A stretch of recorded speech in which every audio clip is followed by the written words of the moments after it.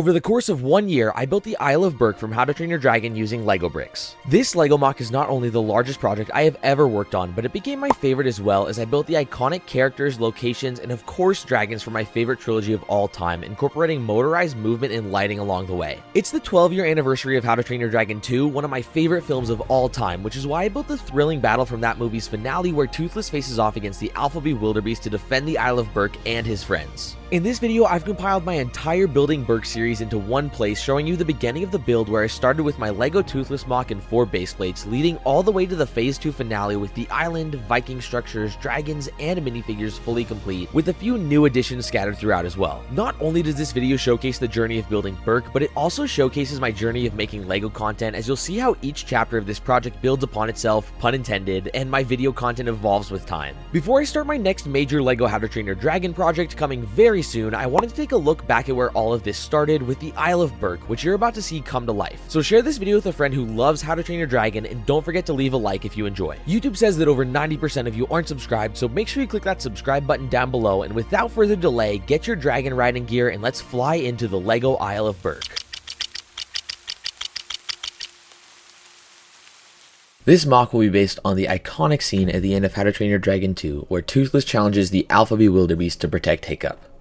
The most important part of any MOC is the planning phase. For this MOC, my main focus is going to be on the Bewilderbeast, as well as Toothless will be standing on the ice spike structures created by the Bewilderbeast's icy breath attack. In my first concept for this build, I drew a layout for 2 large gray base plates, but I wasn't sure if the terrain would feel large enough to stand up to the Bewilderbeast himself. So I put out a poll on Instagram asking if this MOC should be 2 or 4 base plates, and every single vote was for 4, so I drew up a second concept. With 4 base plates, we'll be able to have the Bewilderbeast and Toothless, as well as a much larger terrain area to work with. Having the extra terrain means we'll be able to have an extra ice spike structure, as well as the Berk Town Hall laid into the side of a mountain. This MOC will have 2 shattered Berk Village houses that have been destroyed by the Bewilderbeast's icy breath, as well as a clean set of ice spikes for Toothless to stand on. My plan is to make this MOC tall to match the height of the Bewilderbeast, and also to show the rocky cliffside terrain of the village of Berk. The last part of this build will be the swarm of dragons that fly behind Toothless while he challenges the alpha, and we'll be designing a lot of fun dragons from the franchise.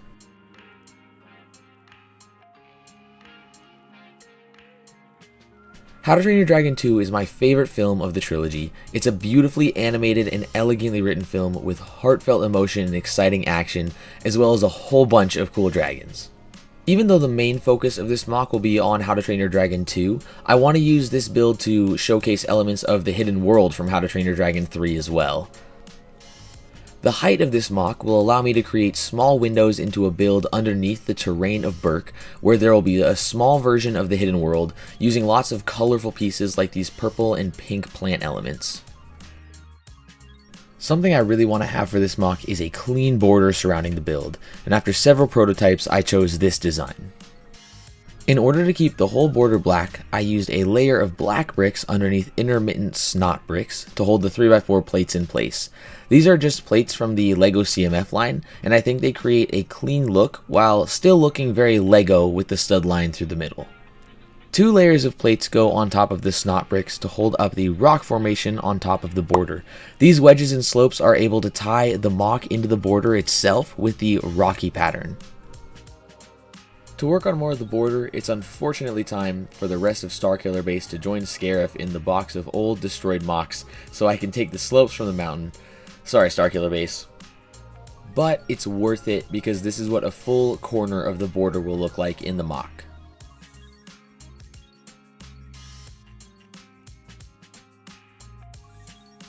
Those of you that have been around for a while will know that I already have a MOC of Toothless that made an appearance at BrickCon in 2019.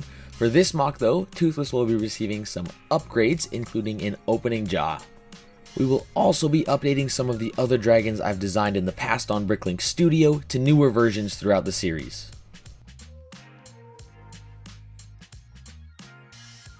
We even have a little ice prototype to set Toothless on top of. The first part of this episode, we're going to be finishing up the base of the border for the MOC here. This is the final corner. We're just finishing laying the bricks now. Here's a bit of a sneak peek at what is to come as well, but here's a look at the outline of the MOC. This is the border with some of the stones laid in place as well. We're going to be finishing that in the next episode here. The final border is going to look something like this around the whole base of the MOC. The most exciting piece of progress for this MOC so far is, of course, the water. All of the tiles have been laid, but since this MOC is also modular and I want to be able to take it to conventions, we have some free floating panels here that just sit on some tiles to cover up some of those connections to make the MOC easier for transport. With water in place, we are going to take this MOC into the sky with 5 of these support pillars I've made using Technic Brick. I apologize for the weird light banding in these clips. I'm still getting some new lighting set up in the LEGO room, but this is the process of putting together those pillars to hold up the 5th modular section of the Berk MOC, which is going to be the main ground of Berk. These pillars are going to hold up a section of the MOC that will have the grass area and rock structures, Viking houses, and ultimately the dragons as well, who are battling the Bewilderbeast when we turn this MOC into a How to Train Your Dragon 2 project.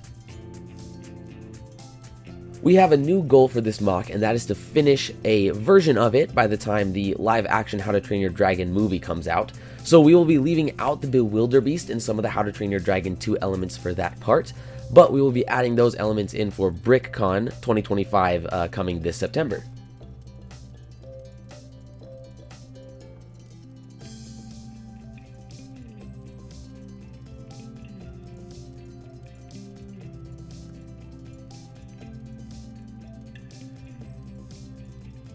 We are going to place these 5 pillars in strategic positions around the MOC, and between the pillars is where we're going to house the hidden world from How to Train Your Dragon 3.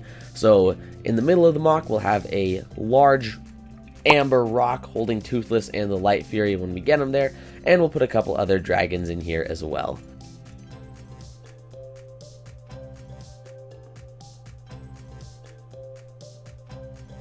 For now, the water back there seems pretty flat. I am planning to go through and add some waves later on, but for now I wanted to make sure we had the water all mapped out so we could start working on the Rockwork and the top part of Berk, where we'll have some of the action going on. With the pillars in place, we need to make sure we have a 5th modular structure to set on top of the MOC as well, and that's where this giant plate comes in. I accidentally made it too small at first, so we had to go in and add another section onto the side here. But now that it is the complete size, this is ready to sit on top of the MOC, but we can also pull it off to make it a little easier to build the actual terrain of Berk instead of needing to build it up at that kind of ridiculous height. This is by far going to be the tallest project I've ever worked on, and you can see as I place the plate on top of the pillars here just how tall this MOC is going to be, and that's just the base of Berk. We're going to go up from there even. You can see it's going to be really tall, and I am super excited to start getting to build the details now. The rocky cliff is coming together with the first major wall in place. To give the rock wall this sort of jagged and slanted look, I used a series of light and dark gray plates and wedges to create a sort of slant with a giant gash through the middle as well. In order to make the rocks look natural, I wanted to have this gash in the middle to give the impression of erosion from water and wind, like a real island would have. On the back of the wall, we have a few Technic pins here. This is actually what holds the rock wall onto the Berk Island itself. Originally, I tried to use ball joints instead of pins to secure the rock wall to the actual build, but I found that they were just too stiff and it wasn't really working or efficient to mount the wall this way. Now that this first chunk of the rock wall is done, the next step is to make mortar surround the rest of the build. The other thing that we're going to be doing here is blending the beach rocky shore area to the rock wall. I'm using these big ugly rock or burp pieces because I think it's kind of fun to have that iconic Lego piece somewhere here in the build, and they take up a lot of space with their rock structure. The next piece of rockwork we have here is a small grassy area on top of a smooth cliffside. In the movies, you can see these sort of grassy stairs, these giant cliffs that build their way up to Berk, and I wanted to try and emulate this in the build as well. We'll have a second one in this spot, so we'll have sort of a 3-tier structure. I really like how this technique came together, bringing two opposite LEGO slopes together to create this smooth cliffside surface, and I plan to go back to the rock wall as well and add a few more tiles so that it has some consistency with this sort of rock structure as well. This structure is going to come together with the rock walls on the sides where it'll get a little more steady and merge itself into the rest of the wall of Berk. If we flip this around though, you're going to see the backside where there's a big old mess of colors and random pieces. This was a crazy thing to put together, and when I shine the light on here, there's a lot of really weird techniques bringing these pieces together at opposite directions so that they can create that smooth look all the way across. Heading back up to the top of the build, we have a bunch of green and brown plates here. These are going to go above the whole landscape platform we've made already. That is going to go underneath the plants. This is going to help strengthen the platform and also give a nice base for all of the plant work for the island itself. I'm going to wrap the landscaping platform with gray bricks here to blend it in with the rock wall, but the thing I'm most excited to reveal to you this episode is if I open this little compartment and I pull out the little battery pack here, I actually have a little switch. I can turn it on, and on the underside of the landscaping platform there's going to be lights. So this is just a demo for now. That's not the final lighting setup, but I'm going to be able to light up the hidden world underneath the landscape here with some cool lights and some motors and things as well to give a little more life to the build.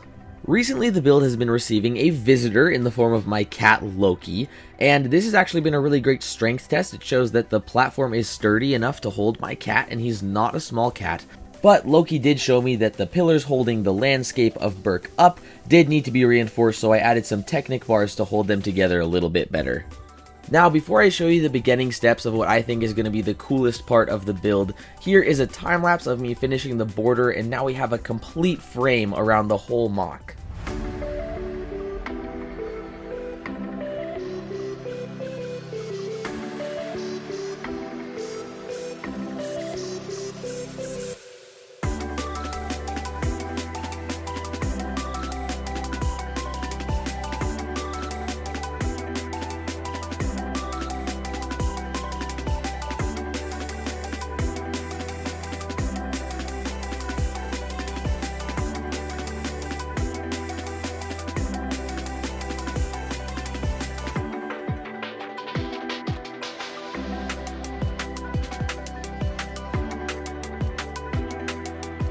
Now that the border is fully finished, that means we have time to move on to other parts of the project, like some of the other creatures we're going to have in this build.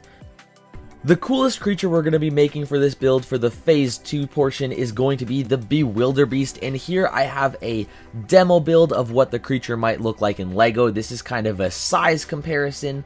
This is just something I built up with some white plates, and here's Toothless and a LEGO minifigure to compare what the size of the creature is going to be like in the MOC when we have it finished. Dragons have been around in LEGO for a long time, whether it's Castle or Ninjago, and they're going to be a super important part of the MOC I'm building for the Island of Berk. So today, we are going to take a closer look at some LEGO dragons and some custom ones I built for the MOC. Over the years, I've collected a lot of LEGO dragons, and I'm actually going to be using some official LEGO sets in this MOC due to budget and time constraints, but some of these aren't really going to fit, so Smaug's gotta go, the Ninjago skeleton dragon, and this cute creator one are probably not going to get used in the MOC. I also really like this original LEGO dragon. I'm not sure if we're going to use him in there, but it's a possibility. Let's take a look at some of the custom dragons I'm going to be making for this build.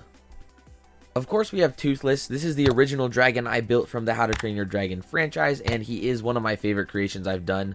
This is the original build I did in stud.io or Studio, Bricklink's online software. But let's look at some other dragons I've made too. This is Stormfly, Aster's dragon from the franchise, and the next dragon we're going to be building for this model. This is the file I made in Bricklink Studio, and I think she turned out really well. I love the spikes, but I think there are a few tweaks I'm going to make before we have her in the MOC officially. This next dragon is the Fireworm. I actually have two models here. There's a larger one that is not minifig scale, and the little smaller one over here is minifigure scale. I am super excited to reveal the beginnings of the Skaldron. This is one of my favorite dragons from the How to Train Your Dragon franchise, and I've been working to build this one as well. I really like the shaping on this so far, and he still needs a couple wings and a few more details, but this one is going to be a great part to the build in the water of the MOC. And of course we have to have the Light Fury, an integral part of the Phase 2 of this MOC. She's pretty much just a color swap Toothless, but she does have these teal tiles on the bottom to give her a bit more of that glowing color. It's time to lay out a plan forward for this MOC because this is an ambitious build, and if we want to have it done by the time the live action movie comes out on June 13th, we're going to need to have 2 phases for this project. For Phase 1, our goal is to have a version of this build based on How to Train Your Dragon 1 finished by the time the live action remake comes out on June 13th of 2025. This version is going to have lots of dragons, we're going to have the Island of Berk, and then a Viking house and a Viking fire pit as well. For Phase 2 of this project, we want to have the build done by September 4th so it can be displayed at BrickCon 2025. And this version is going to be set for How to Train Your Dragon 2, but also have a hidden world on the underneath side of the build that wasn't present in the first phase. We're also going to have more dragons, the Bewilderbeast, more Viking structures, and the ice structures that are blown out by the Bewilderbeast as well. Let's get back to the dragons, and here's another look at the Bewilderbeast I showed at the end of last episode. This is what I'm calling a brick sketch, not to be confused with the LEGO sets, but this is kind of just a sketch of what I want the build to look like, sort of the size. That gray piece in the middle is supposed to be where the mouth is, the Technic pieces are those tusks, and then we have 2 little eyes as well. So this is just a sketch model of what I want the build to look like in the end. It won't look like this in the final draft. 2 official LEGO sets I'm going to use in this build are these 2 dragons from LEGO Ninjago. I really like the size of them. I think they look really good next to Toothless, and they'll be a great way to add more dragons to the build. For some size variation, Ninjago also has these great little dragons in Ryu and the other little baby dragon. We also have these great dragons from the D&D minifigure set that came with the Tiefling minifigure. And luckily, I was able to grab a few extra of these minifigures so we can open those up right now. Not only am I excited to use these awesome Tiefling minifigures while playing Dungeons and Dragons with my friends, but they come with the super cute little dragon mold. I really love what LEGO did with this little character, and I'm glad to be able to add 3 more to the build here to scatter around Berk. I also want to do something with movement, and I think these characters are going to be great for that. Not only is Berk going to have lights, but it's going to have movement. I'm going to see if we can incorporate these boost motors from the LEGO Boost kit and bring some of the hidden world to life underneath with some flying dragons. And how I'm thinking we're going to use that is these little D&D dragons on some clear pieces spinning around some of the structural supports so that it looks like they're flying. Rocks! Today isn't only about dragons, we got some more rock work done as well. I modified one of the water tiles that sits in between the 2 modular sections to have some rock on it, so we can create a smooth line between the water and the beach section into the rock wall we built in the last episode.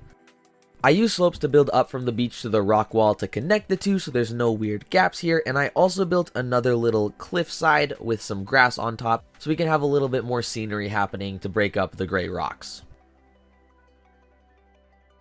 One of the best parts about building a MOC is getting to set up the minifigures and characters on the build, so I decided I'd show a little demo here for you today. Just placing some of those little dragons around really brings life to this build, and having a couple minifigure Vikings there to fight them off as well.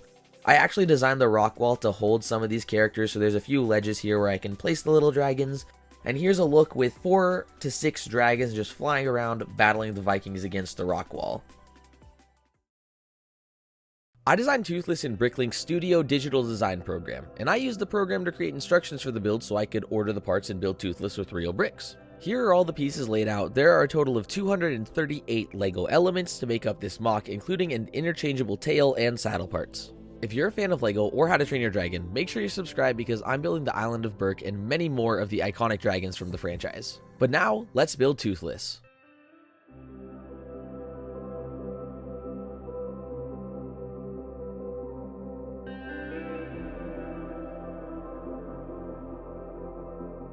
Here's Toothless, the silly and lovable dragon from my favorite trilogy of all time.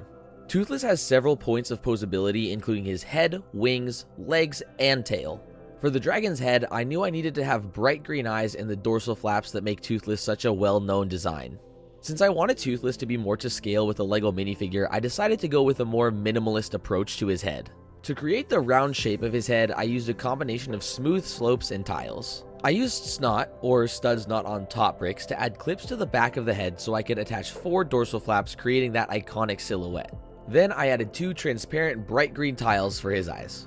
Originally, I had designed this model with a clip for the neck joint, but recently I changed it out to the newer ball joint elements to give Toothless a little more personality. With his head done, it was time to tackle the wings. Instead of using the dragon wing elements that LEGO makes for their larger dragons and sets, I decided to go with a brick-built design for the wings on Toothless. The wings have 3 hinge points, which allow for Toothless to have multiple poses while flying, depending on the circumstances of the flight. He's also able to fold his wings back for walking around Berk with Hiccup. The brick-built design of the wings opens up more poses for Toothless than I could do with a single solid piece for each wing, which I felt would help the dragon be more expressive since the design of the head is more minimalist. I used wedge plates and smooth slopes to create the shape of the wing, making sure that the separate pieces all fit together and were able to fold in on themselves. With the hardest part of the design out of the way, I added a few legs using clip pieces. The legs have a small range of posability, so Toothless can fly, walk, or sit in a few different ways. The tail was the last piece of posability for Toothless. I could have used ball joints, but I decided I wanted the tail to be entirely black, and since ball joint elements really only come in shades of gray, I used clips to connect each link in the tail. This way, the tail can be moved around to give Toothless that action shot.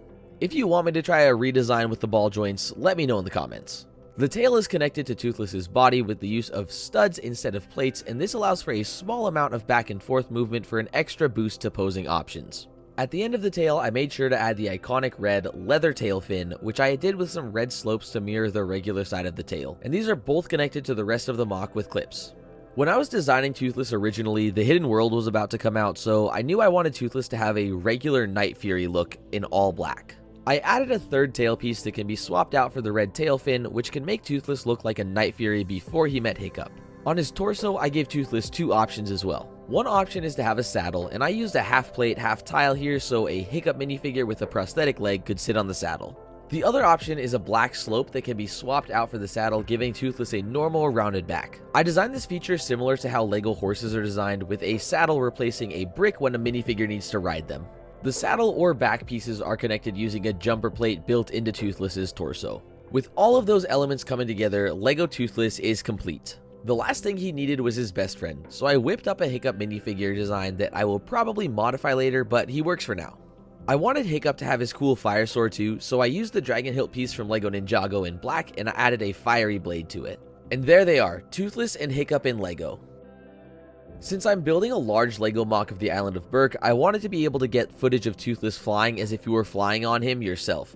A test drive point of view. To do this, I built a camera rig out of LEGO bricks. For this tool, Toothless can be mounted to the front using these bricks, which are securely locked into the rest of the LEGO rig. Once Toothless is secured, I can then put my phone into the brick-built case and secure it with a couple of plates. There are actually 2 different positions for the phone case to account for 2 of the iPhone 15's camera modes, and you can switch between positions with these Technic bars. With Toothless and the phone camera locked in, I can now get footage of Toothless flying around the Island of Berk, or around the yard if I want to. And that's how I built Toothless from How to Train Your Dragon in LEGO. If you like this design, there are instructions available on my Rebrickable page linked below. Do you think How to Train Your Dragon is the greatest trilogy of all time? Let me know in the comments. With the cliff face done, this build is really starting to look like an island, and at the end of the video, I'm going to be filling this scene with dragons, so make sure you stick around. That being said, if you enjoy the video, make sure you like and subscribe to the channel, and now let's get into the progress. Looking at the full cliff side, I'm really proud of how this turned out. I still need to add some detail here and there, but I'm excited to show you how these techniques blended together to create this look. There are currently 7 separate parts that make up the cliffside, but we already talked about 2 of these a couple episodes ago, so we'll take those out. The first section I want to talk about is the second hill leading up to the top of the island, and here's a quick time lapse of that building process.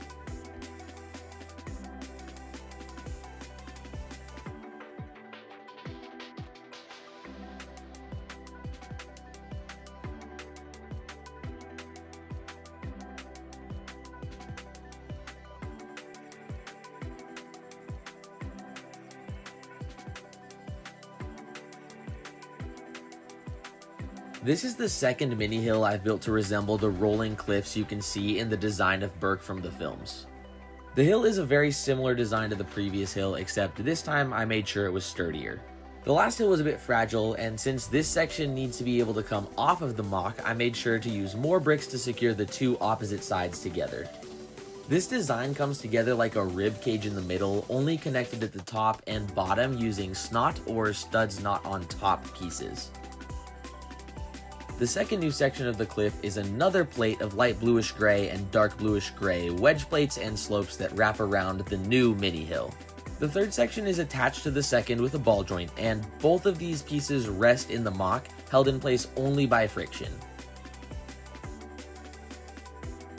The fourth section is a similar plate, this time wrapping around the first mini hill.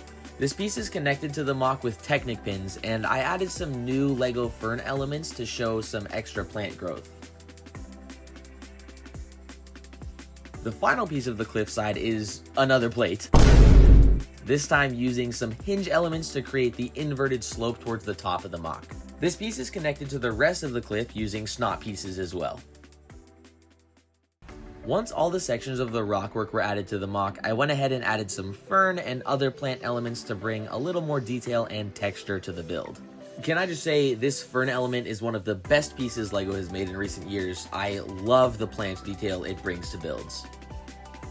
I really like the way these different techniques blend together to create a rough, textured cliff face that's different everywhere you look at it.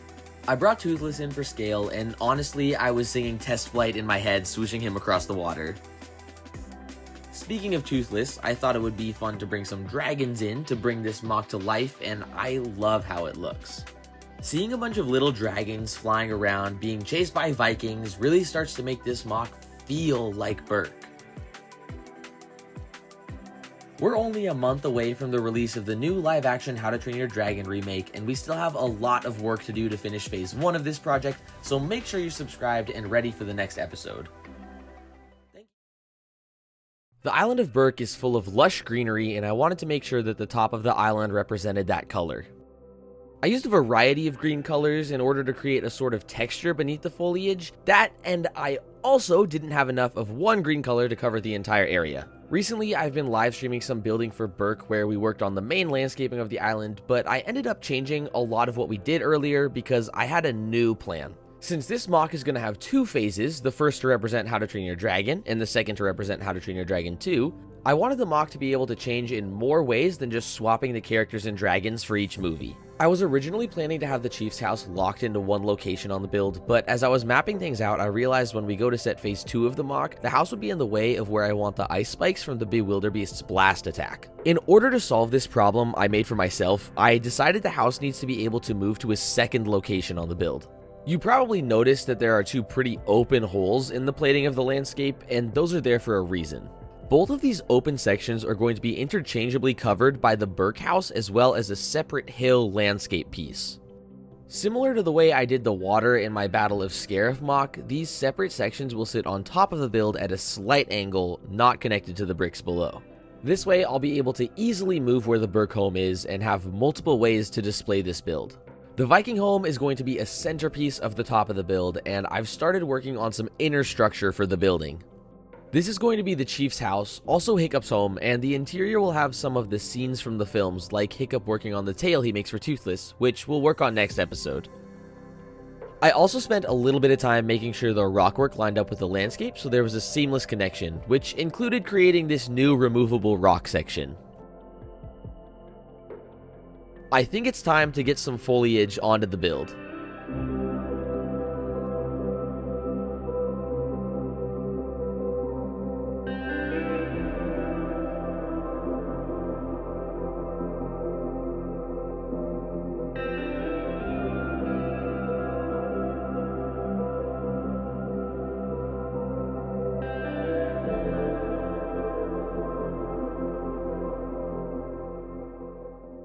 This is the first passover I did of LEGO plant pieces to add lots of texture to the landscape of Berk.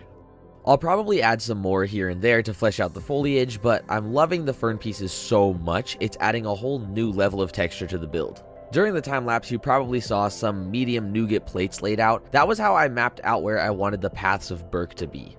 After I did most of the plant work, I went through and officially plated the path. It brought a much needed contrast of color to the top of the build. Now the top portion of Berk is mostly complete for phase 1, and the next episode it will be complete with the finished chief's home. After the landscape, I thought I was done for this update, but I decided I could get a little more built, so Berk officially has rock walls on 3 out of the 4 sides of the island now. The left wall has a big arch which will allow the hidden world to be seen below from that side. For now, it's covered with some black plates because the hidden world isn't going to be ready for phase 1 of this MOC. That section of the build will be finished for the phase 2 finale in September of this year. The right side wall is really just a big gray plate, but I added a few of these trapdoor elements so they can be opened from the outside. I'm planning on putting some little nests in here with dragons and having this be a sort of interactive element to the build, and we'll add those in the future. I still need to go through and add some more detail to these rock walls, but I'm excited that most of the exterior of the MOC is finished. The 4th and final wall on the back of the MOC will most likely not be finished until after the live action film comes out, but if you want me to get it done before then, let me know in the comments. And now let's bring Berk to life.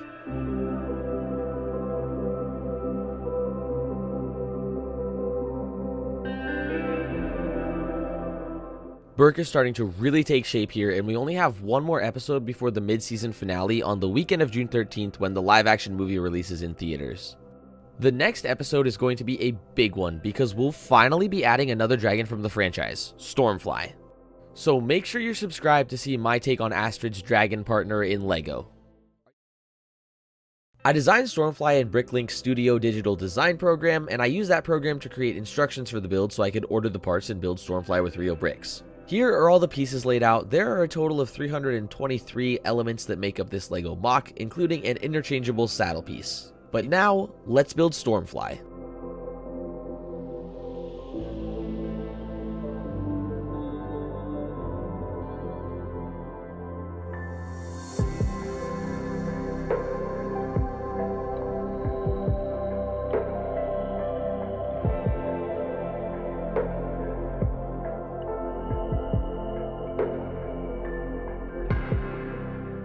Here she is, Stormfly, the spiky and confident dragon from the How to Train Your Dragon franchise. For Stormfly's color, I wanted her to stand out. In the movies, she's a very bright dragon with a fun color palette, and to capture this with LEGO bricks, I used the dark azure color, which gave a bright pop of blue color. I also added some yellow plates under her wings to represent the brighter, warm color she has, and used tan for her underside as well as her thorns and spikes. Stormfly has several points of posability, including her head, wings, legs, and tail. For Stormfly's head, I wanted to make sure I had the spiky crown and horn as well as a mostly rounded shape. Since I wanted Stormfly to be to scale with a LEGO minifigure, I decided to go with a more minimalist approach to the head. This ended up making her chin a bit bigger in the LEGO design than she actually has in the films, but I think it still works, especially with the teeth sticking out from the bottom jaw. I used a clip to add her main horn and added 2 transparent yellow studs for her eyes. I used snot, or studs not on top bricks, to add clips to the back of the head, which let me form the mane of spikes that I used LEGO tooth pieces to create. Her neck is attached with a ball joint for that extra bit of posability. With her head done, it was time to tackle the wings. Instead of using the dragon wing elements that LEGO makes for their larger dragons and sets, I decided to use a similar brick built design I did with my LEGO Toothless MOC to keep a consistent look between the dragons. The wings have 3 hinge points which allow for Stormfly to have multiple poses while flying depending on the circumstances of the flight.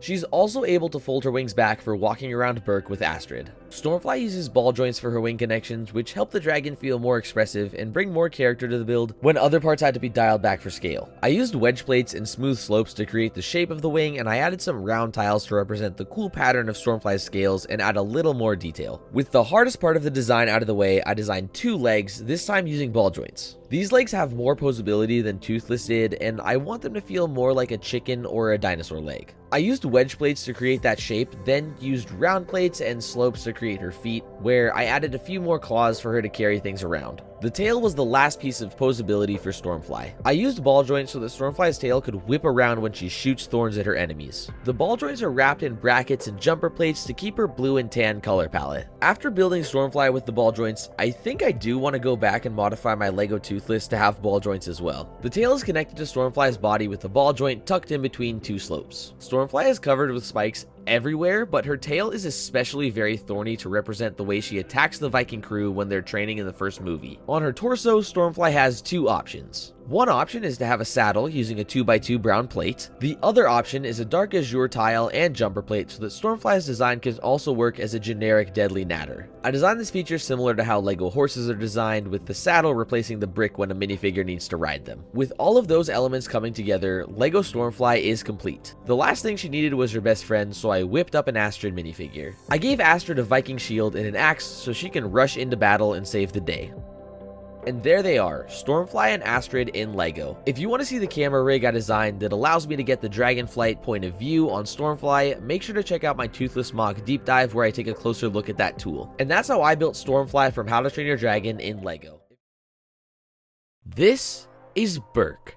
It's 12 days north of finished and a few degrees south of the finale. In this episode, Astrid's dragon Stormfly joins the LEGO MOC, we finish the chief's home, and build a few exciting surprises to add a little more life to the island. Another dragon from the How to Train Your Dragon franchise has finally taken up residence in Berk with Toothless, and that's Astrid's dragon partner Stormfly. Stormfly brings an exciting pop of bright blue color to the MOC, and it's very exciting to see her flying alongside Toothless. A dragon needs their rider, and don't worry, we'll get to building Astrid later in the video along with an entire population of Viking minifigures for the island of Berk. Stormfly will be the only other dragon from the How to Train Your Dragon movies that will be completed in the first phase of the MOC. Since I won't have those dragons ready for the mid-series finale, I'll be adding extra dragons to Berk with these LEGO Ninjago sets from Dragons Rising. I love the design of the young dragon Ryu set. You've seen him pop up in previous episodes, and I think it's so fun to attach a baby Ryu to the dragon to look like a parent and its baby flying across the sky. To supplement the missing dragons from the franchise, I got 2 more young dragon Ryu sets I found on sale to put in the MOC, so let's get those built.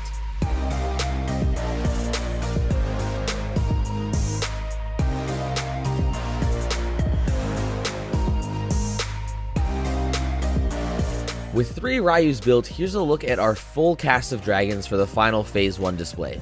There's one last dragon here for the MOC, and wait, that's not a dragon, that's the chief's home.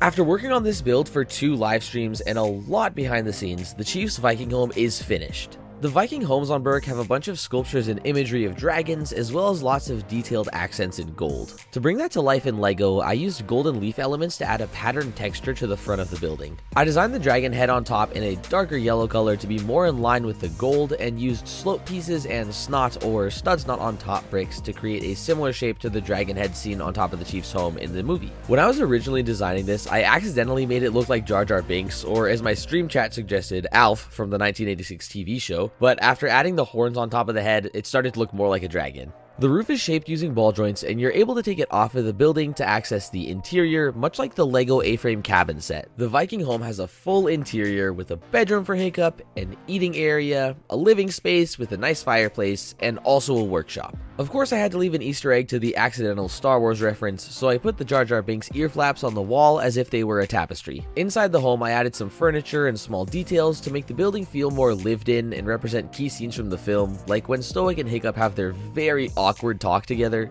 I also added a light from Light My Bricks to the fireplace to bring a nice cozy vibe to the build. I know that the blacksmith and the chief's home are separate buildings in the films, but since there's only one building in this MOC, and to add some extra detail, I added a removable window at the back of the house where Hiccup can assist Gobber in handing out and repairing weapons for the other Viking minifigures.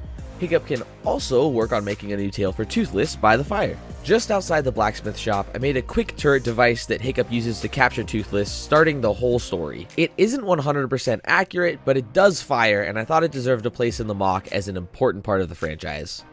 Let's talk about minifigures. I went ahead and put together a variety of stubborn Viking characters. Now, I don't really have that many Viking minifigure parts. I have a few pieces from the old LEGO Vikings theme, the Viking Village set from 2023, and a few helmets or other Viking parts I've gathered during my time collecting LEGO, but I wanted the Viking population to be pretty big. So in order to make these minifigures, I sifted through my minifigure parts looking for the most Viking adjacent pieces I could. This meant lots of fantasy torsos, Jedi robes, and most importantly, weapons and tools.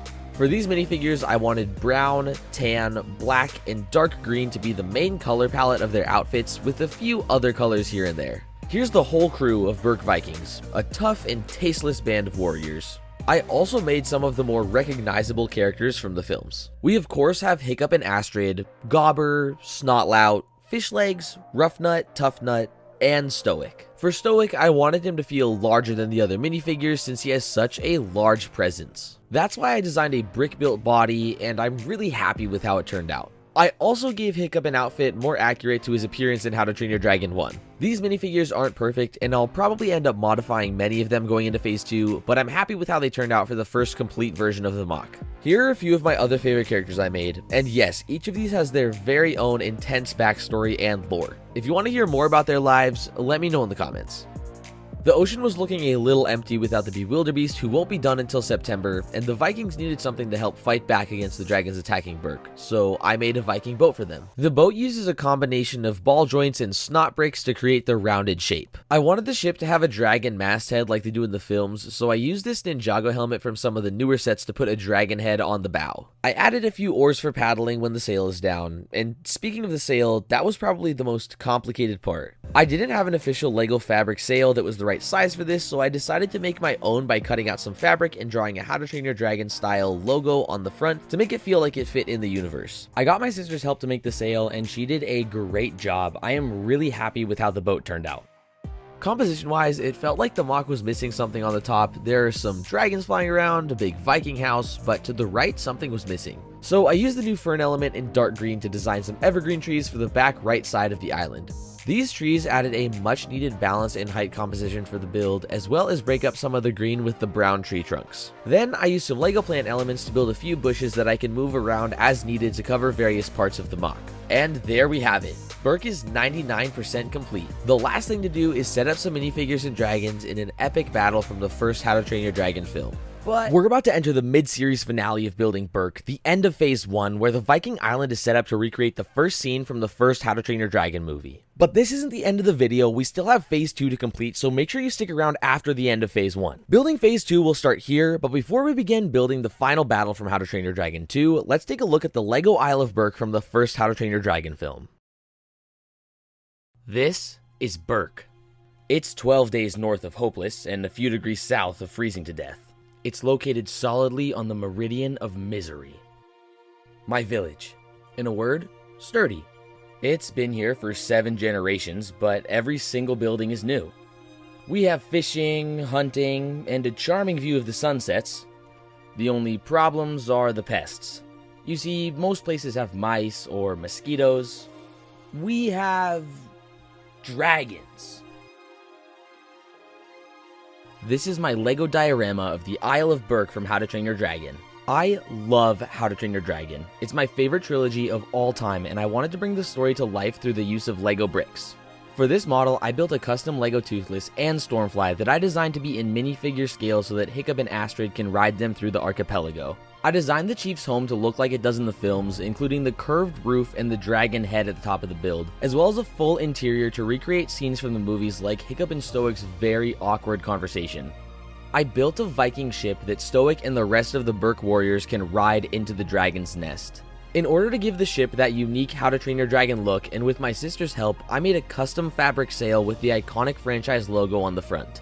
The rocky Cliffs of Berk use plenty of wedge and slope elements to create the rough and jagged structure of stone that holds the island above the sea. I created a stubborn crew of Berk Viking minifigures, led by the main cast of the films and a brick-built Stoic the Vast.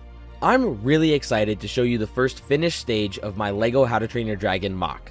But don't worry, while the first phase is done, there's still some work left to do to finish Phase 2 of Berk. I'll be building the hidden world from the third film underneath the island, as well as a massive alpha Bwilderbeast that Toothless battles in the exciting finale of the second film. So make sure you're subscribed to see my LEGO MOC of the Isle of Berk evolve into its final form. But now, let's fly in and take a look at the Isle of Berk in LEGO.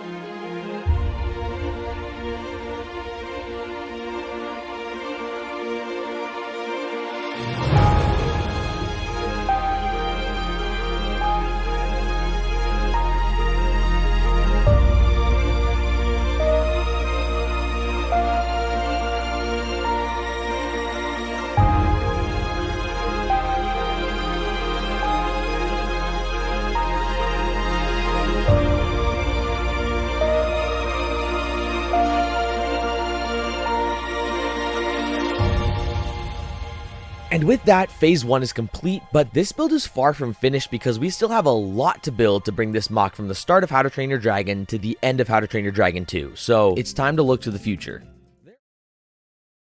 There are two main features that are going to be added to this MOC as a part of phase 2.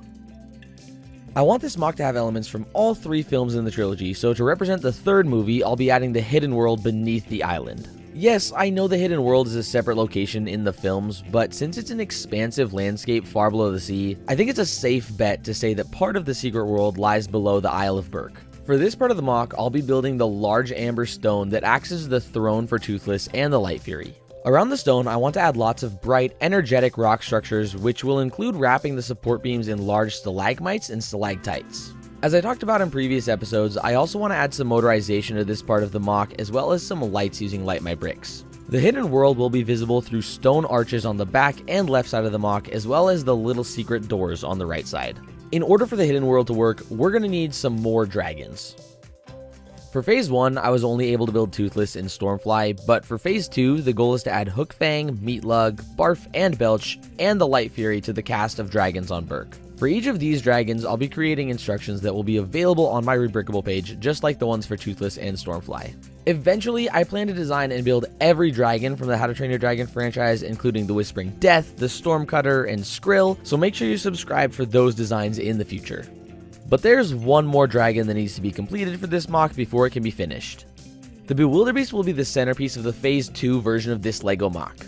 I've shown my prototype build sketch of the Bewilderbeast's huge head, and that's just the beginning. This massive dragon will climb out of the sea to battle Toothless in a display from the epic conclusion of How to Train Your Dragon 2. Alongside the Bewilderbeast, I'll be building large pillars of ice from the Bewilderbeast's icy breath attack that Toothless can stand on to challenge the other dragon. With that, planning for phase 2 is done, and it's time to get building. The hidden world is going to be the most ambitious part of this MOC yet. So far, the shell of the build is finished and the outside of the Isle of Berk is done, but it's time to look underneath the jagged rocks at the empty core of the build. Before we dive in, make sure you're subscribed to see when this MOC is finished, including the massive Bewilderbeast from How to Train Your Dragon 2 that will be the centerpiece of this display. Here's the hidden world, and, well, it doesn't look very spectacular yet, and that's because nothing's been built. You'll remember that previously I said I wanted this build to be motorized and have some lights, and that's still the plan. In order to light this build up though, the first step is making the ceiling look a bit less messy.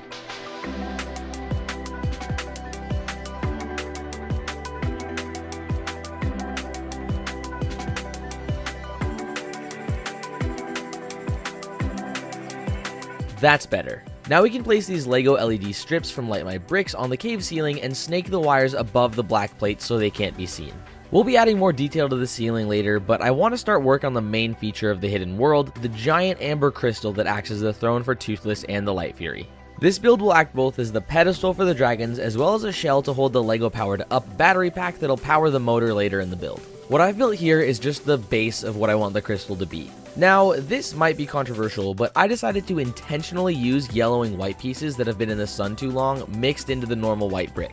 I have a bunch of them from various garage sale hauls in my collection, and I thought they would add another layer of color to this part of the build. Plus, then I actually have a place to use some of these technically damaged bricks. The crystal isn't only going to be white. You can see here I've already started to add some orange and transparent orange bricks, and I'll be adding a lot more in the coming month. I'm also going to need to order parts for the Light Fury, who'll be able to sit on the throne with Toothless, and now that I'm thinking about it, probably a second Toothless too. We'll cross that bridge later. I've laid out where the back wall of the hidden world will be using some random bricks on the bottom of the base plates, and I think I'm going to use this dark blue color for the background to create a sort of night sky effect. The hidden world is full of blues and purples, so I thought this color brick would add a nice subtle nod to that instead of having an entirely black wall in the back. Along this wall, I want to add some of those flower-like structures and perches climbing up to the ceiling where more dragons can be displayed in the MOC. I also went ahead and added some little dragon scenes behind the secret trapdoors on one of the walls, adding a different pop of color behind each one. Now about that motorization. I want to build a larger flower-like rock structure on this side of the MOC that'll be visible through the stone arch in the wall. This structure will be bigger than the ones on the wall, and it's going to be where I hide the motor that allows some of the dragons to fly above. The wire will be able to sneak under the floor from the throne to this structure to hide the motor, and I'll be able to use that motor to add some motion to the build. The next thing to tackle is the floor of the hidden world, or rather the fact that there isn't a floor. I want to know what you think I should do here. Currently my plan was to use a series of gray, black, and blue plates to give the impression of a watery, rocky floor that also has some deep trenches, but I'd love to hear what ideas you might have. Let me know in the comments. This is only the start of the hidden world. There's lots of work to do before I display this MOC at BrickCon in September, so let me know if there's anything you want to see me add to this build. Before we get the motors working, I went ahead and started to cover the floor of the hidden world. I'm using various blue, gray, and black plates, mostly this dark blue and black, to cover the bottom layer of the hidden world. It's hard to tell in the movie how deep the hidden world goes, so I'm using black and blue to give an ambiguous, watery vibe to the floor. I also added a little trapdoor here. I'm not quite sure what to hide inside yet, so let me know down in the comments what you think should go in there. After the area was plated, I took some transparent dark blue tiles that I used for the water in the front of Berk and tiled off the lowest part of the surface. The rest of the exposed studs here I'm going to be using to build some rocky structures using some dark red and black LEGO parts to add another level of color to the hidden world. And now we get to the motorization. I secured this LEGO powered up motor to the base plate, and I made sure that the cord was hidden underneath the plates and tiles connecting into the crystal throne. I built a small brick that can connect to the motor using a Technic pin and attached some clear rods that I got off of the pick-a-brick wall. Now I can add a few dragons to those transparent rods, and this is where the fun begins. First, I have to pop back into the amber structure. I can turn on the powered up rain brick and run the test program I made for this build. With the program running, the dragons start to fly, adding a fun, exciting new visual element to the build. I still have a second motor I could use, so if you have any suggestions about what else I should motorize, throw that in the comments too. It's a bit of a shorter episode today. Life has been pretty busy, but now that the motors have been laid out for this build, I can really get into the terrain and the dark blue walls in the back to bring out the hidden world together. So make sure you're subscribed as we stretch towards the finish line to complete this MOC by September. We covered the floor of the hidden world in the last episode, but we needed some more detail to add extra depth to the build. In the movie, it's hard to tell where the ground of the hidden world really is. It seems to go down into a deep cave system, so for this build, I wanted to use these dark blue tiles to give the illusion of water or a seemingly endless depth with other black elements. For the color palette, I know I originally said I wanted to only use these dark blue pieces for the back wall, but due to time and part constraints, I decided to compromise and broaden the amount of colors I'm willing to use. I decided to add black back into the mix since it'll help with this illusion of depth, and I added in this dark red color as well. I feel like the dark red does a great job of capturing some of the color that is present in many of the rock formations in the hidden world. To add some extra texture, I used these 2x2 dark red slope pieces across the floor of the MOC to look like various rock outcroppings or colorful structures emerging from the depths of the caves. Don't worry, our secret trapdoor is still there. What do you think I should put in here? Speaking of rock formations though, let's talk about the most exciting part of this build. Last episode we looked at the motor system for the build, and today I'm happy to say that the motor is fully concealed and it works great. I built a blooming flower structure for this part of the build to hide the motor from view, and this also helped to fill the empty space on this side of the build. I built this structure entirely upside down and connected it to the base by inverting the studs with clear headlight bricks, then built around the structure to help conceal some of the support systems. I'm not entirely done detailing this section of the build. Luckily though, my friend Jackie donated a bunch of transparent elements as well as pink and purple bricks that she found that I'll be able to use to add some more detail and color to this vibrant secret world. With this blooming rock structure done, when I turn the motor on, it becomes a scene of dragons flying around the caves below. I'm super happy with how this turned out, and I really like having a motorized system in this build. The movement adds so much to the project. Motors aren't the only electrical feature. I still plan on adding some lights to this part of the build, but that will have to wait while I get the remaining lighting components I need to properly light the caves up. Moving on to the back walls of this build, I took our three main colors and gathered as many bricks as I could find to get this build done. I even made a trip to the LEGO store to grab a few more blue bricks off their pab wall, and luckily they had some really great pieces that are going to come in handy for a certain ice structure that will be appearing in the next episode. Finally, after digging through a lot of LEGO pieces, I was able to get the back walls of this hidden world finished. I added some transparent red brick as well to give a sort of glowing feeling to some of these structures since the rocks are so bioluminescent in the film. The front side of these walls are very flat, but if you look at the back, let's just say I ran out of regular brick. The backs of these walls look really crazy, but I think that's one of the fun parts of a LEGO build, seeing how weird the inside of something might look. These will be covered by the stone wall panels anyway, so this side of the wall won't be visible. Across the wall, I added a couple flower-like structures to bring a little more depth to the relatively flat surface, and I figured these spots will be great locations to add a few dragons overlooking the hidden world. I also added a little space for a dragon nest, mostly because I needed clearance for the flying dragons, but I thought this would be a great place to use some of the egg pieces I have from my Jurassic Park collection. With the walls done, I made sure that they lined up with the underside of the surface world, and while I still need to go through and smooth out a few of the connections, I think it does a pretty good job of hiding most of the color that you're not supposed to see from the outside. The main feature of the hidden world is obviously the structure that Toothless and the Light Fairy stand on, their throne, and I added a few more bricks here to give it a little more detail. To be honest with you, I'm not sold on this part of the build yet, but I'm running out of time before BrickCon in September, so I might have to revisit this later. I'm going to do one more detailing pass over before the finale though, so maybe there will be some solid renovations to this part of the build too. The last major part of the hidden world is going to be Toothless and the Light Fairy sitting on top of their throne overlooking the mythical world of the dragons. I'm going to be building a second version of my LEGO Toothless MOC as well as the Light Fury, and I'll have instructions for both of them available on my Rebrickable page linked in the description. I just ordered pieces for both of those dragons, so hopefully they'll be here for next episode, and I'll be live streaming the build for the Light Fury, so make sure notifications are on so you're here when we complete that build. The hidden world has been a great addition to this LEGO How to Train Your Dragon MOC, and while the build is 90% complete, there are still 3 major upgrades needed to bring the epic final battle from How to Train Your Dragon 2 to life. The first of those upgrades is going to be the Bewilderbeast, and I have 2 weeks to build Drago's giant Titan-class dragon. The second upgrade are the ice structures from the Bewilderbeast's breath attack. I've started working on those and I'm really excited to get Toothless standing on top of them to challenge the larger dragon. And lastly, you have all been very vocal about wanting to see Cloudjumper in my recent videos, so he'll be another major addition to this MOC before BrickCon 2025 in September. Unfortunately, I won't have time to add Meatlug, Barf and Belch, or Hookfang, but don't worry, I'm still committed to building every dragon from the How to Train Your Dragon franchise on this channel, and they will be in the next batch of dragons I create. Eventually, there will be a whole flock of dragons from the series, including the big ones like the Red Death. With that many dragons, I might need to make a bigger How to Train Your Dragon MOC. Let me know in the comments what else you want to see built in LEGO form from How to Train Your Dragon, like locations, scenes, dragons, and anything else you might think of. This is LEGO Berk. It's looking a little empty right now, and I've got a big problem on my hands. BrickCon is only 7 days away, and I need to build the entire Bewilderbeast from How to Train Your Dragon 2. The time has finally come. You've been waiting for this since episode 2, and so have I. So let's get to work building Drago's Bewilderbeast. It's day 1, and the Bewilderbeast is an amazing creature with a unique design, and in order to do it justice, I knew it had to be big. I started out by laying a foundation for how big I thought I wanted the base of this creature to be. Initially, I thought the Bewilderbeast would fit on the water of Berk with plenty of room, but spoiler alert, I was very wrong and this thing became way bigger than I was planning. I used a series of clips to create a round base where the studs were facing out, and I secured the clips in place using LEGO bricks and plates. I built some support structures to make sure the oval shape stayed where I wanted it to be, and I decided to throw a heart piece into the creature for fun. He is a living dragon after all. For day 2, it was time to build the inner skeleton of the Bewilderbeast, so I built a rock column running up what I thought the center of the creature would be.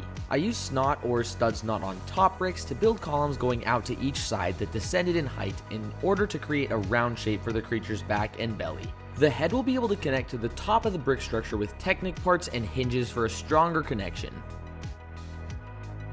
On day 3, with the inner structure done, it was time to get some plates onto each side. I thought it would be fun to use these LEGO stair elements as a sort of rib cage for the dragon. You won't be able to see them from the outside, it's just a fun detail during the building process. I used various LEGO plates to start shaping what the outside of the Bewilderbeast will look like, trying to create a natural looking curve across each side to look more organic. To understand the scale of this thing, here's my cat Loki. It's safe to say it's a massive build. It's day 4 and I've had this prototype for the Bewilderbeast head for over a year now, but with how big this build is getting, I knew the head needed to be bigger too. So I created a new size template for how large I thought the head would need to be to create a natural look with the body. And now let's build the Bewilderbeast's head.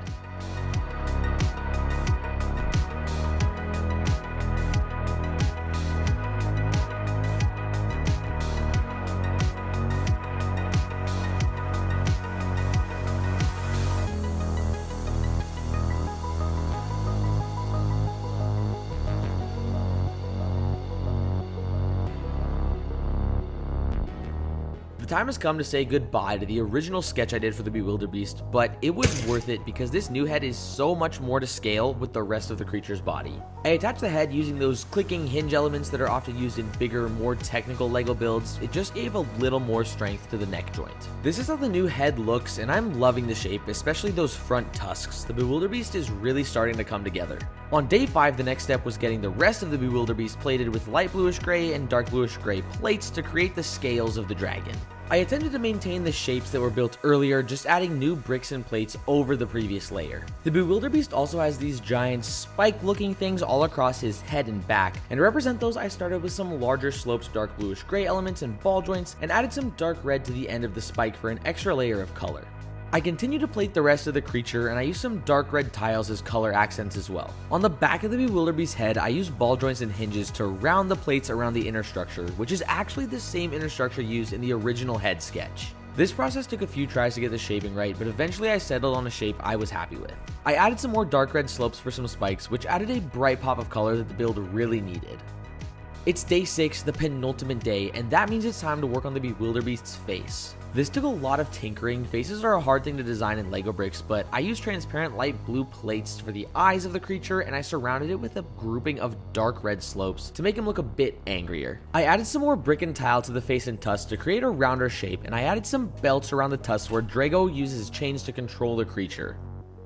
I also reworked the shape of the head, and then I added some extra spikes to continue the sharp trend from the head to the back. It's day 7, and I remembered something I cannot believe I forgot. The Bewilderbeast has wings, so I had to take apart some of the build to add these Technic bars into the inner structure. I added 2 connection points at the top with the Technic bars, and then at the bottom with a hidden Technic pin as well. Then I ran to the Ben Franklin craft store to get some fabric that matched the brick color I wanted and got my sister's help to cut out some wings, and she did a great job. The fabric wings were going to be easier than brick building them, and honestly, I was starting to run out of time. But with the added wings, at the end of the 7th day, the Bewilderbeast is finally complete. This build ended up being vastly different than I had thought it would look in my head, but that's often how builds like this go, and I'm happy with how he turned out, especially in such a short time frame. I think the wings really brought this together, creating an imposing dragon with some fun little arms that can battle Toothless in my LEGO Berk MOC. And now it's time to actually get this creature onto the build. He might be a little bigger than I expected, but he still fits out there on the ocean of Berk. Just barely. This is only half of the Bewilderbeast, designed so it looks like he's emerging from the water, and I do want to add a second half of this creature with his tail and his back legs. Eventually, I might redesign the Bewilderbeast, but for now I'm so happy that this epic dragon has made his way to my LEGO How to Train Your Dragon MOC. There are only a few things left to do before I have to transport this build to BrickCon, so make sure you subscribe to see this MOC series finale in just 2 episodes, and share this video with someone who loves How to Train Your Dragon. I designed Cloudjumper in Bricklink's Studio Digital Design program, and I used that program to create digital instructions for the build so I could order parts and build the Stormcutter with real bricks. Here are all the pieces laid out. There are a total of 627 elements that make up this LEGO MOC. If you're a fan of LEGO or How to Train Your Dragon, make sure you check out the playlist on my channel because I'm building the Isle of Berk, and this is just the beginning. I want to build every dragon from the franchise, so let me know who I should build next in the comments. But without further delay, let's build Cloudjumper.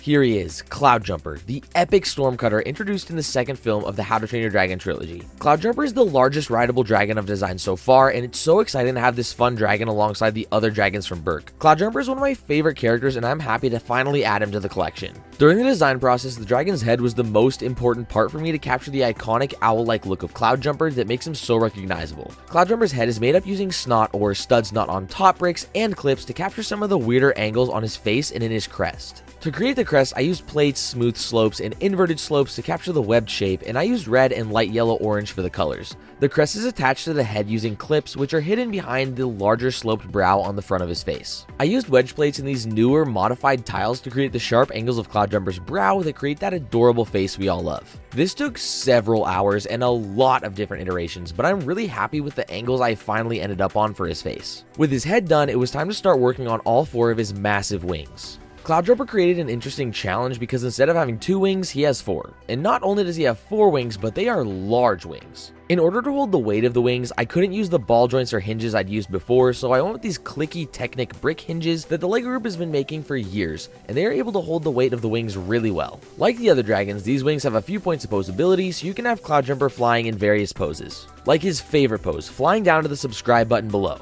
There are 2 sets of wings, 2 larger ones and 2 smaller ones, and the wings are exact mirrors of each other using a combination of plates, tiles, and wedge plates. With all 4 wings up, I'm able to create the striking pose of Cloudjumper that's used in so much marketing material for the franchise, and honestly in a lot of my short form videos too. I added 2 legs, these are a bit thicker than the other ones I've designed, and I used some bar elements on his feet to attach a few claws. There's a bit of a problem with the legs though. Due to this very small range of posability and the weight of the build, it's very tricky to make Cloudjumper stand up on his own. I'm definitely going to redesign these legs soon, but for now I think they do the trick mostly because I think he looks really cool when he's flying through the air. I used ball joints for Cloudjumper's tail for a little extra posability. I added a series of red and blue spikes which slowly get bigger as they climb to the top of his torso, which add a really nice bright pop of color to this dragon. For Cloudjumper's tail fin, I used a series of wedge plates in red, tan, and sand blue, and then used some azure tiles to create a simple pattern. I used tan brackets to wrap the gray ball joints in tan to match the rest of the coloring on Cloudjumper too. The last thing he needed were the mini fins that connect the top of his tail to the torso, so I attached some hinge elements and built them using tan and red plates and wedges. Now, I know Cloudjumper's color is a bit off. Truthfully, I wanted to use more sand blue in this build, but sand blue LEGO parts are more expensive than tan ones. There are also a lot of elements I used in this build that don't exist in many colors yet, but as the LEGO group creates more of these parts in new colors, I'll be able to swap them out to make a more color accurate Cloudjumper in the future. For the larger spikes on his back, I used some red slopes and made sure to leave room for a dragon rider. Cloudjumper is the dragon partner of Valka, or Hiccup's mom, but so far I don't have a minifigure version of that character. Hopefully the LEGO group will make some sets based on How to Train Your Dragon 2 and we'll get an official one, but for now I want to try to get a 3D printed custom helmet for the character since the shape is so unique, so we'll have to add Valka in a future update. But for now, Hiccup can be Cloudjumper's partner and use the jumper plate to stand on top of the dragon's back. With all of those elements coming together, Cloudjumper is complete, the biggest rideable dragon I've built so far. Cloudjumper was the final dragon I needed to build for my LEGO MOC of the Isle of Berk, and it's so exciting to see him take to the skies above the build. He reaches the highest point of the MOC, and I love seeing him soaring above Berk with the other dragons from the franchise like Toothless and Stormfly. Using the camera rig I built using LEGO bricks, I'm able to fly around and see what it would be like to ride Cloudjumper through the skies of Berk. If you haven't seen my Toothless deep dive, check that one out to see how I made this rig for filming dragon POV shots. And that's how I built Cloudjumper from How to Train Your Dragon in LEGO. If you like this design, the instructions are available on my Rebrickable page, and you'll be able to find instructions for all of the dragons I've designed from the How to Train Your Dragon franchise there too. The link is in the description below. What dragon should I build next? Let me know in the comments and share this video with someone who loves How to Train Your Dragon. I designed the Light Fury in Bricklink's Studio digital design program, and I used that program to create instructions for the build so I could order the parts and build the Light Fury with real bricks. Here are all the pieces laid out. There are a total of 225 elements that make up this LEGO MOC. If you're a fan of LEGO or How to Train Your Dragon, make sure you subscribe because I'm building the Isle of Berk and I plan to eventually build every iconic dragon from the franchise. But now, let's build the Light Fury.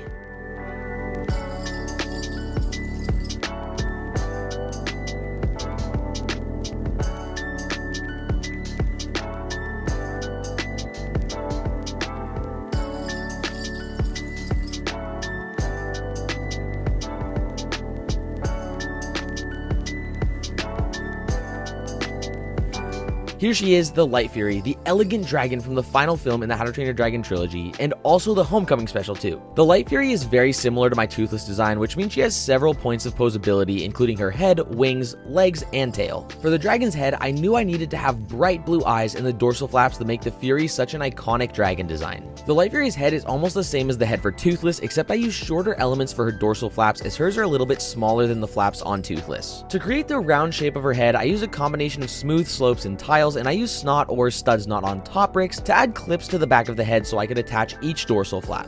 Then I added 2 transparent bright blue tiles for her eyes. Originally, I designed this creature model with a clip for the neck joint, but recently I changed it out for the newer ball joint elements to give the Light Fury a little more posability. With her head done, it was time to tackle the wings. Instead of using the dragon wing elements that LEGO makes for their larger dragons and sets, I decided to go with a brick built design for her wings, and these are identical to the wings I used on Toothless, only in white. The wings have 3 hinge joints, which allows the Light Fury to have multiple poses while flying, depending on the circumstances of the flight. This includes being able to recreate the beautiful flight that Toothless and the Light Fury take through the storm, just like how you can take a flight through the Brickstorm by subscribing below.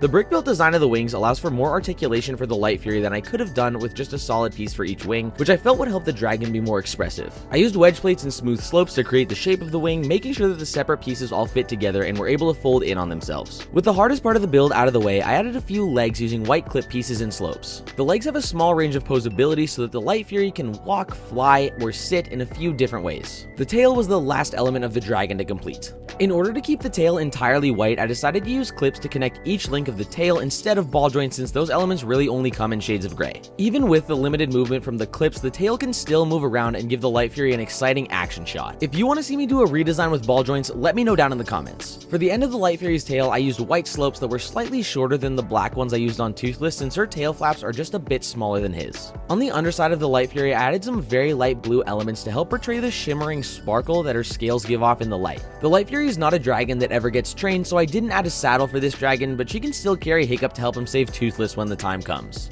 With each element coming together, the LEGO Light Fury is complete. Now Toothless and the Light Fury can be together, the king and queen of the hidden world and the realm of the dragons. I love how the two look together, and it's super exciting to finally have both of these dragons physically built together and not just digitally sitting on my computer. Using the camera rig I built using LEGO bricks, I'm now able to fly around and see what it would be like to ride the Light Fury through the skies of Berk, and it's awesome. If you want to see how I built the camera rig to get these dragon POV shots, make sure you check out my Toothless deep dive on the channel. And that's how I built the Light Fury from How to Train Your Dragon in LEGO. If you like this design, the instructions are available on my Rebrickable page, and you'll be able to find instructions for all of the dragons I've designed from the How to Train Your Dragon franchise there too. And here's Cloudjumper, flying right in the center of the island and reaching the tallest point of this LEGO MOC. I really wanted to make sure that his head could turn like an owl as it does in the movies, and I'm really happy with how he turned out. And here she is, the beautiful Light Fury on the throne of the dragons. But if Toothless is on top of the MOC, I think we're going to need another one down here with the Light Fury, so I ordered parts to make a second Toothless for the hidden world. Now let's build the king of the dragons.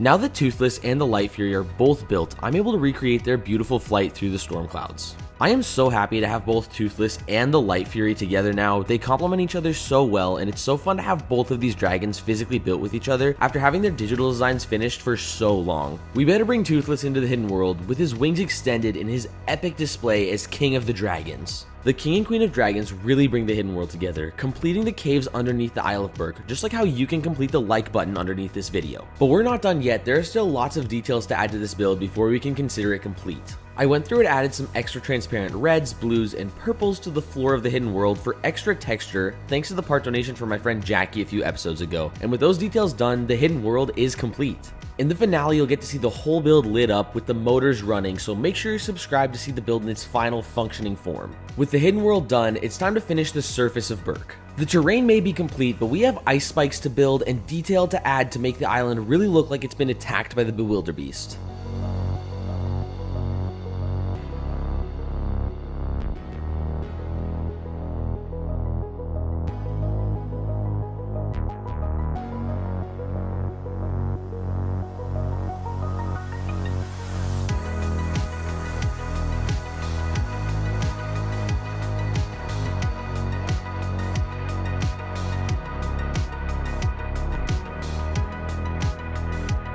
With the ice spikes finished, we have finally completed the structures we started in the very first episode of this series. Now Toothless can jump onto the shattered ice and challenge the Bewilderbeast to become the king of the dragons. With the other ice spikes, I felt like there was a good opportunity for Easter eggs, so I decided to hide some minifigures inside the structures, starting with the frozen Triceratops guy from the LEGO CMF line. I'm a big dinosaur nerd, so I thought it'd be fun to reference the past hidden in these ice structures. The main spike Toothless stands on is almost entirely built using 1x2 transparent light blue bricks that I interlocked together for stability.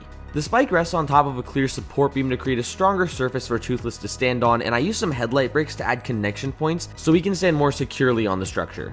In the third ice spike, I decided to add some more Easter eggs, including a frozen Captain America, Luke Skywalker from Hoth, and an acorn as a reference to Scrat from Ice Age, a favorite of me and my sister. The last thing to do was sprinkle some smaller frozen details around the island for an extra pop of blue color throughout the build. And I modified this corner rock piece so it would fit a little better with the rest of the rock paneling. It was fun to add a few mini ice structures throughout the build among the pathways of Berk, and it's going to be extra fun to add minifigure detail like having Tough Nut clumsily slip on the particularly icy patch on the ground. If you want to build any of these dragons at home, the instructions for Toothless, Cloudjumper, the Light Fury, and Stormfly are available on my Rebrickable page linked below, and I'll be adding instructions for every other dragon I build in the future as well. This is LEGO Berk. A bit trampled and busted and covered in ice, but it's home. Granted, it may not look like much, but this wet heap of plastic rock packs more than a few surprises. Life here is amazing, just not for the faint of heart. Any run-of-the-mill paradise boasts beaches and sunshine. Well, not us. We've got something no one else can touch. We have dragons.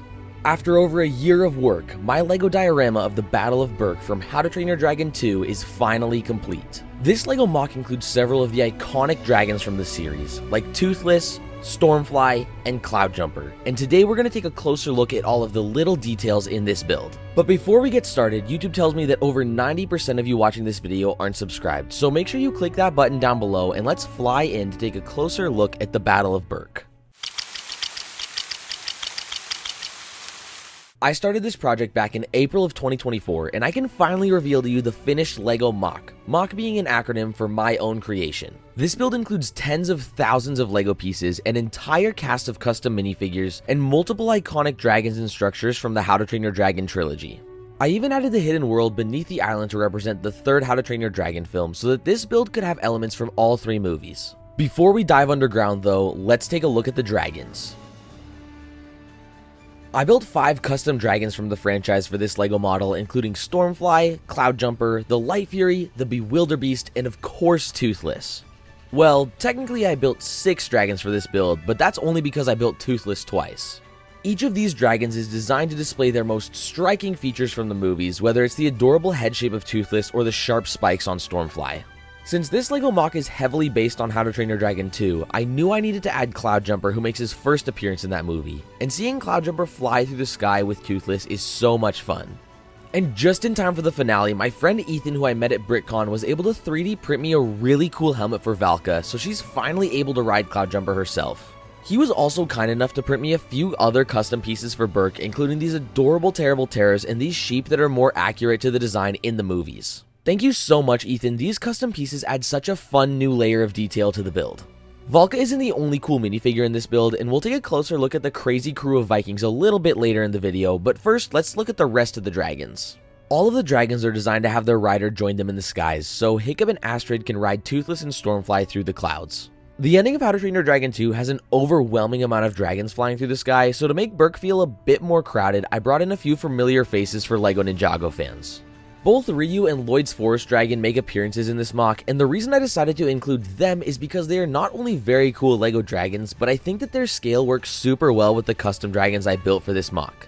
Plus, I really like that using the young Ryu with the baby Ryu gives the effect of a dragon parent with their child, which is a very fun sight to see on Berk given the importance of dragon babies in How to Train Your Dragon 2. The next dragon for this build though is far from a baby. It's Drago's Alpha Bewilderbeast, which I challenged myself to build in 1 week. This giant creature can rise out of the seas beside Berk, where Toothless can challenge him to become the king of the dragons and protect his friends. In the future, I plan to redesign and build an even bigger Bewilderbeast, but for this MOC, I'm really happy with how he turned out, and I learned a lot about building bigger creatures. The last thing I need to do is give Toothless his Plasma Blast, and luckily the LEGO group gave us the perfect piece for that in the official Toothless LEGO set. The dragons aren't the only ways to recognize Berk. The island is full of structures that the Vikings call home, which is another major element from this franchise I wanted to represent in this build. I built 2 major structures for this LEGO MOC, the Chief's home and a custom Viking boat. It was a fun challenge to recreate the rounded shape of the Chief's home with LEGO bricks, and I ended up using a lot of fun techniques with ball joints and snot or studs not on top bricks to get the curve of the roof at the correct angle. I used gold and dark yellow bricks to add some of the intricate detail on the home from the movies and shows, and then built the dragon head carved into the top of the building. This was my favorite part of the build. It was challenging to recreate the shape from the source material, and I accidentally built a completely different character the first time, but eventually landed on this shape. After adding the red wings behind the wooden dragon's head, the outside of the chief's home really came together, but there's more to this build than the exterior. When you remove the roof, the inside of the chief's home has 3 floors of interior to recreate a few more scenes from How to Train Your Dragon. The top floor of the building has a little bed and desk for Hiccup to sit and read about dragons. The middle floor has a dining room and a table full of food for hungry Vikings to devour after long days of dragon wrangling, and there's also a tapestry on the wall that looks a lot like the ears of a character from another franchise I love. I'll let you guess what character that is in the comments. And the main floor serves as both Hiccup's workshop and the main living space where Hiccup and Stoic have their very one-sided conversation about dragon training in the first film. I even lit this section up to add a fun pop of color, and I think it's super fun to see the light from the fireplace shine out onto the rest of the MOC when the lights are off. This isn't the only place that lights are used either. We'll get into that in the motorized section when we dive into the hidden world. Around the back of the chief's home, I included a removable section in the wall where Hiccup can hand out weapons to Vikings who need them when they're rushing into battle. I know many of these scenes take place throughout multiple buildings on the Isle of Berk, but due to space constraints with this build, I decided to bring many of the known locations from the movies into one building so I could recreate even more of the fun scenes from the franchise I love so much. With the chief's home done, I knew I wanted to include some more Viking architecture in this LEGO build, and before the Bewilderbeast was finished, the water was looking quite empty, which is why I built a custom Viking boat. For this build, I also used ball joints and snot bricks to create the rounded shape of the Viking longship. The ships in How to Train Your Dragon all have carved dragon heads in the front, so to create that effect, I used one of these dragon helmets from Ninjago to recreate a dragon head ornament for the ship. I wanted the Viking ship to look like it was plucked out of the screen and dropped into this MOC, and none of the official sails that the LEGO group had made were creating the effect that I wanted, so with my sister's help, I made a custom sail for the ship, and we drew the How to Train Your Dragon franchise logo onto the sail to make it look like it belonged at the docks of Berk. The ship has a few places for Vikings to sit and row the boat, as well as a location in front for the captain to navigate their crew through the fog. These structures would be nothing without an island to live on, so it's time to take a look at the rocky shores of Berk and the landscape that makes up a majority of this LEGO MOC. This is the tallest LEGO project I've ever built, standing just under 3 feet tall at its highest point. For the Rockwork, I built a series of connecting panels with light bluish gray and dark bluish gray LEGO plates and wedges, which wrap around the grassy surface on top of the MOC. Most of these rock panels are connected to this build using Technic pins, and a few of them aren't connected at all. They just use the friction and shape of the other panels to hold them in place. These panels create the harsh, windswept cliffside of the Isle of Berk, but I felt like everything was too gray, so I made sure to add some rounded green hills cut into the rock, just like the hills you can see in the model of the Isle of Berk from the movies and shows. This MOC is meant to be viewable from all 4 sides, so around the MOC I added more rock-plated panels, but these ones are a little bit different. 3 of these panels make up the arches that allow the hidden world to be seen from the outside. Don't worry, we'll get there soon. The final side of the paneling has a few hidden trapdoors where I was able to hide a few extra dragons in their nests. I wanted to add a little bit of extra detail to this relatively plain side of the build, and I thought adding a few extra windows into the hidden world would be a fun way to add some extra playability to this LEGO MOC. Above the rocky cliffs of Berk lies the terrain of the island itself. The grassy fields of the island are cut by the well-walked paths that the Vikings take on their daily routine. I used a variety of LEGO foliage elements to add texture to the grassy part of the terrain, which I think helps create the feeling of the tall grass you see across most of the island. I built 2 evergreen trees, which not only brought a much-needed level of depth to the silhouette of the diorama, but also made the skyline of the build feel even more like an island plucked out of the time of the Vikings. The last element of the terrain needed were the giant ice spikes left behind by the Bwilderbeast's icy breath attack. For these spikes, I used transparent light blue bricks and tiles and sculpted the bricks into some chaotic structures. Inside 2 of these spikes, I added a few Easter egg minifigures, including a minifigure in a Triceratops outfit frozen in ice, and Captain America and Luke Skywalker frozen in time fighting over an acorn, which is a reference to Scrat from Ice Age. The last and most important ice spike was the one that Toothless would stand on to challenge the Alpha Bewilderbeast. Toothless can leap onto the structure and click onto the 2 snot bricks at the climactic turning point of the Battle of Berk, where he truly becomes the King of the Dragons. Before we dive below the MOC and take a look at the last section of the build, the Hidden World, I want to introduce you to some of the tough and tasteless residents of the Isle of Berk. I built a cast of over 50 characters for this LEGO MOC, and each character has their own unique story and reason why they're on Berk, like this guy who's currently spying on a couple of hungry Vikings. Or this person who decided to climb down the mountain but forgot her gear to climb back up. Or this guy who, Well, he seems to be a bit too technologically advanced for this age. I think something strange happened with the timelines. But I think my favorite group of characters I made were the Retirement Brigade, a group of older Vikings who decided to come out of retirement to defend Berk from Drago and his evil plans. Of course, Berk is home to many familiar faces as well, and I built versions of each of the iconic characters from the films. It wouldn't be How to Train Your Dragon without Hiccup, and we also have Astrid, Fishlegs, Snotlout, plus Roughnut and Toughnut. I even made Gobber too, but I want to make a new version of him with the new mustache element that just came out in the LEGO One Piece theme. After building all the characters from the films, there was only one character left that I knew needed to be a part of this MOC, and that was Stoic the Vast.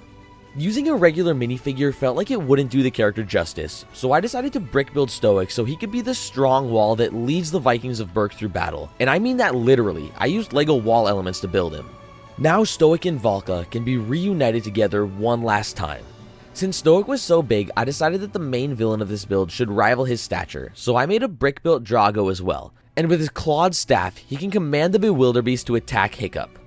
One of my favorite parts about building a LEGO MOC is being able to hide Easter eggs and secret details in the build with minifigures, and I hid a lot of them in Berk. I added Thor, who felt like a relevant addition to the Viking build since he's a Norse god, but I also added other characters like Luffy from One Piece and these custom Redwall minifigures I got at BrickCon 10 years ago. Of course, I had to hide Gollum in this build too, since he's been hidden in every large-scale LEGO diorama I've built for the channel. With so many different characters on Berk, I won't have time to go through all of their stories, so if you see a character you really love, let me know down in the comments and I'll create a lore breakdown for the whole cast. And now it's finally time to search the archipelago and dive into the hidden world, the home of the dragons. Underneath the Isle of Berk stands the Hidden World, where Toothless and the Light Fury can sit on their throne, watching over the secret caves and protecting every dragon from the surface world. I built the Amber Crystal that acts as the podium and throne for the King and Queen of Dragons, but that's just the start of the underground section of this MOC. I used LEGO compatible LEDs to light this section of the build up from the cave ceiling, making it far easier to see the detail inside of the Hidden World. This part of the MOC is also where I added motorization, one of my favorite parts of the entire build.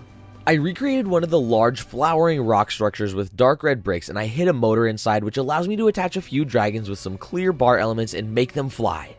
I love seeing these dragons fly around the hidden world. I think it adds a nice layer of forced perspective to the build and makes the mysterious world feel even more magical. After adding a few extra nests built into the walls of the hidden world, the King and Queen of Dragons can finally watch over their kingdom below the sea. With each element of this build finished, my LEGO MOC of the Isle of Berk is finally complete. It's been so much fun working on such a large LEGO How to Train Your Dragon project, and I'm really happy with how this build turned out. The Battle of Berk has even made it to LEGO conventions, debuting at BrickCon 2025, where I was able to display the largest LEGO MOC I've made yet and meet so many other How to Train Your Dragon fans. This MOC wouldn't have been possible without the support of every single one of you who have tuned into my videos, commented about your own love for How to Train Your Dragon, and shared this project with your friends, so thank you all so much. While this series may be coming to an end, this is only the beginning of LEGO How to Train Your Dragon here at Brickstorm Studios. I'm on a mission to build every single dragon from the franchise, yes, even the ones from the TV shows and specials, and I'm going to get work designing more of the iconic creatures very soon. I'm also working on planning out my next large-scale LEGO How to Train Your Dragon project, and it's going to be huge, so make sure you subscribe to the channel for that reveal in the next year. If you enjoyed this video, leaving a like helps me out a bunch. Share this with someone who loves How to Train Your Dragon, and check out the Building Berk playlist to watch the entire build process for this LEGO MOC. Thank you all so much for watching, and remember, it's always a beautiful day in the Brickstorm.